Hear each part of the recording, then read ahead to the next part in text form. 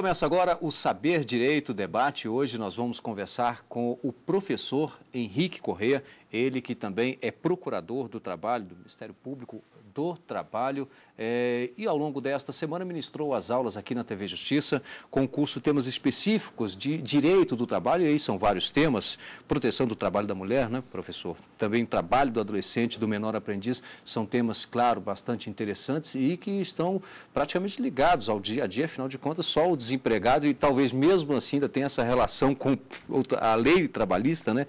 Férias, estagiário, parcelas salariais e adicionais também de salário.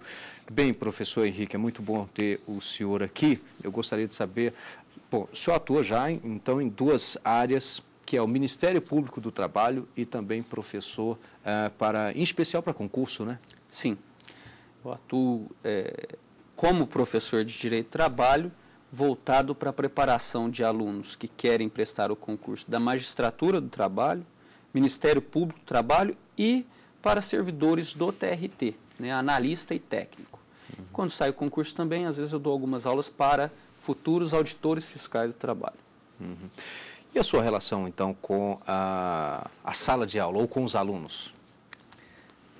O magistério já é uma atividade que faz parte da minha vida há algum tempo. Eu comecei a dar aula aos 17 anos, era professor de inglês, né? Comecei a dar aula aos 17 anos e gostei muito da sala de aula. Durante toda a faculdade de Direito eu dava aula de inglês. Saí da faculdade e comecei a dar aula de Direito Constitucional. Até passar no concurso do MPT, eu era professor de Direito Constitucional. Depois, como eu atuava na área envolvendo o Direito do Trabalho, comecei a dar aula de Direito do Trabalho. E agora, completo... Mas até então não tinha ainda passado no concurso do MPT? Eu demorei 4 anos depois de formado para passar no concurso, né? E durante esses 4 anos eu dava aula de Direito Constitucional. Depois que eu passei no concurso, comecei a dar aula de Direito do Trabalho, e completo agora, agosto desse ano, 12 anos de magistério.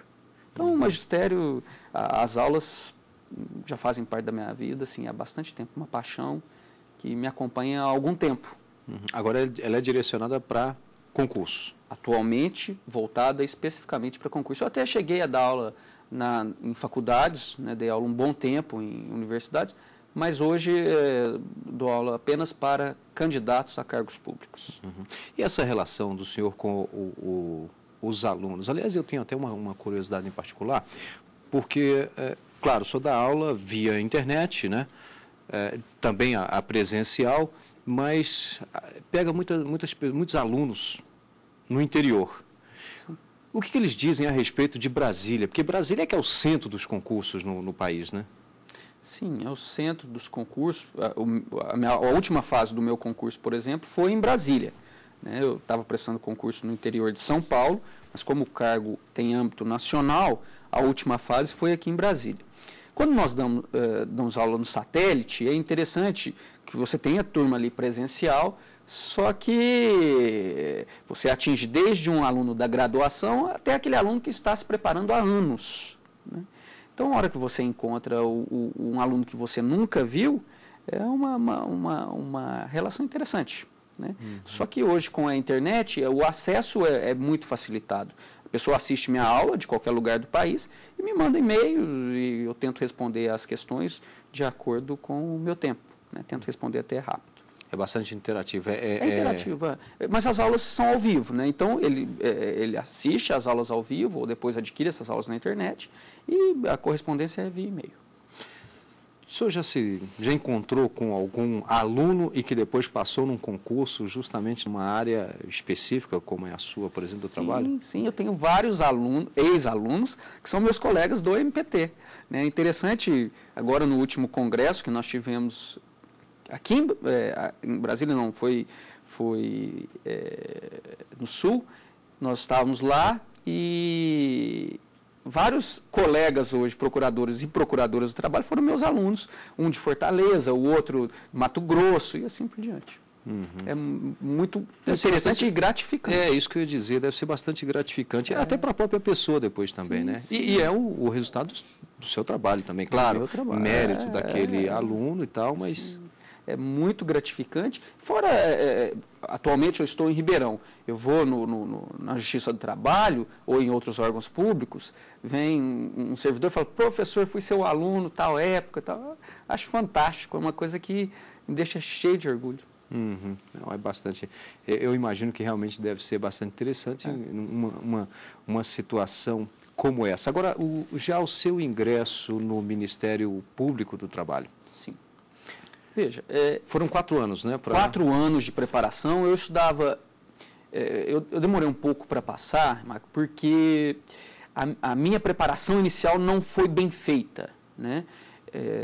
Confesso que durante a faculdade, como eu dava muita aula de inglês, dava 10 horas de aula todos os dias, eu não fiz uma faculdade tão bem feita como eu gostaria. E aí depois eu demorei um certo tempo para absorver aquele conhecimento.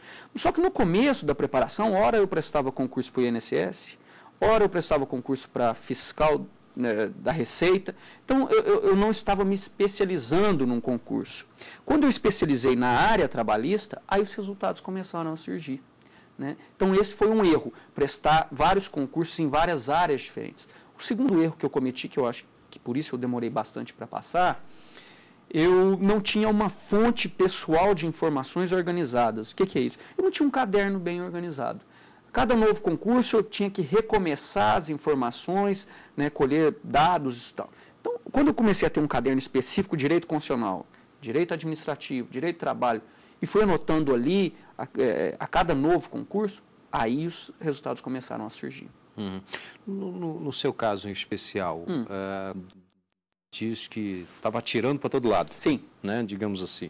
Esse atirar para todos os lados, é melhor que, por exemplo, o concurseiro, sim, ele pare e pense assim, bom, primeiro, qual é a minha melhor área de atuação? O que é aquilo que eu mais gosto? Esse talvez seja uma das primeiras perguntas. Sem dúvida nenhuma. Agora, é complicado também a gente chegar para o estudante da graduação, o estudante de direito, ano, e falar qual a área que você mais gosta. Se você me perguntasse na época, eu tinha dúvidas. Eu escolhi a área do trabalho, e hoje eu não tenho problema nenhum em dizer isso, uma porque eu tinha uma certa afinidade. Eu vi que eu tinha uma certa afinidade, eu prestei um concurso para servidor, eu ainda estava na graduação. Esse concurso foi até interessante, eu passei em 7º lugar, mas não fui chamado, que prescreveu no 6º, antes. Né? Então já tinha uma certa afinidade. A males que vem por bem, né? E outra, eu notei que na minha sala da faculdade, com 80 alunos, eu e mais uma colega gostávamos de direito do trabalho. Eu falei, poxa, é uma área que tem menos concorrentes também. Todo mundo gostava mais da área penal, né, do direito civil. E aí eu notei que se eu fosse para essa área, eu tinha alguma chance de conseguir, né, aprovação. Então foram esses dois. Uma já tinha afinidade e a outra eu notei que era uma área que tinha menos concorrentes. E tem menos concorrentes até hoje. Né? É uma área deixada nas faculdades em segundo plano, até hoje, a área trabalhista. Mas a área é fantástica. Né? E só diria por que ela fica em segundo plano? Olha, a área trabalhista, infelizmente, ainda tem um certo resquício da época dos juízes classistas, né? Alguns professores da minha faculdade chegavam ao absurdo de falar que era um balcão de comércio, né? Então tem esse tipo de preconceito. Às vezes eu ouço alguma piadinha, a área trabalhista não tem nem código de processo do trabalho, né? São pessoas que desconhecem a área trabalhista, que é fantástica e é a justiça mais célere do país, sem dúvida. É a justiça onde um empregado, mesmo analfabeto, ele ingressa, tem a sua sentença prolatada em um curto espaço de tempo, uma justiça efetiva, né? Eu sou cheio de orgulho da Justiça do Trabalho. Nesse é o ius postulandi, né? Exatamente. Dentro desse aspecto, dentro dessa possibilidade, de que corrente que o senhor está? Naquela que defende que o cidadão, o trabalhador, deve sim ter esse direito de ele mesmo ingressar com uma ação, ainda que ele desconheça, e aí esse desconhecimento talvez lá no futuro pode lhe trazer um prejuízo, ou o senhor está naquela corrente de que não, que o cidadão não deve ter esse direito? Interessante, né? Quando eu estava fazendo cursinho, antes eu só prestava concurso para juiz do trabalho. no cursinho eu fiz exatamente essa pergunta para um professor. Falei, escuta, e os postulantes ainda é aceito? Isso precisa estar na CLT? E ele falou, olha, é muito importante, porque o trabalhador pode ingressar na justiça, o empresário pode ingressar na justiça sem advogado. Então. Fui para Roraima, Boa Vista, foi minha primeira lotação como procurador do trabalho. Lá, 90% das ações eram de ius postulante. E eu vi o tanto que era importante. Então, eu defendo o ius postulante, né? Aquela pessoa que quer ingressar na justiça sem a presença do advogado, no trabalhador, ou mesmo no empresário, isso deveria, né, tem que continuar na Justiça do Trabalho. Sou a favor. Mas você não acha que isso talvez, de certa forma, poderia prejudicar o trabalhador por desconhecer, então? Porque talvez o trabalhador, digamos, ele vai entrar, vai pedir uma rescisão, talvez vai esquecer das férias, alguma outra coisa. Tem esse outro lado, sem dúvida. Ele não é uma pessoa técnica na área, né? Pode ser prejudicado? Pode ser prejudicado. Agora, eu sou a favor do ius postulante. Defendo. Normalmente, os juízes que atuam aí já na área do trabalho, eles têm esse discernimento de ajudar. Então, olha, você talvez poderia pedir isso aqui. Veja, o juiz do trabalho... Ele percebe que há um desconhecimento por uma pessoa talvez ser simples, ou lógico, não é um advogado. O juiz do trabalho, em razão do princípio da inércia, né, ele não pode ajudar o trabalhador. Se o trabalhador for lá para pedir hora extra, o juiz deve apreciar o pedido de hora extra. Se durante a audiência ele falar, mas eu não recebia 13º, férias, etc., deverá ingressar com outras ações. Mas naquela ação, o juiz não pode ajudar. Não vai orientar, claro, não é o papel dele. Não é o papel do magistrado. Mas eu faço essa pergunta justamente no sentido de que o cidadão, ele desconhece às vezes a legislação e ele pode ali estar sendo prejudicado por uma atitude, uma vontade, ou até mesmo, como o senhor disse, em determinados lugares, talvez não tenha nem tantos advogados trabalhistas assim para atuar e até defendê-lo. Né?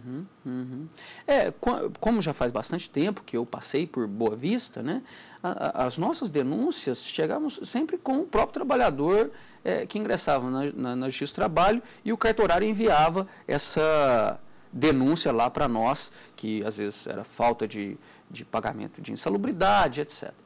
E agora, o risco do trabalhador ser prejudicado porque ele não conhece a área, esse risco realmente existe. E aí talvez seria uma tentativa de igualar as partes. O senhor também acredita muito nessa diferença das partes, nesse desequilíbrio das partes, empregador e empregado? Sem dúvida, o direito do trabalho foi pensado e criado exatamente para equilibrar as forças. No dia a dia, nós sabemos que há subordinação, né? O trabalhador tem menos poder de escolha em razão da subordinação. A lei trabalhista, ela é favorável ao trabalhador? Sem dúvida, para equiparar essas forças. Então, existe a diferença na legislação, a legislação trabalhista é mais favorável? Sem dúvida nenhuma.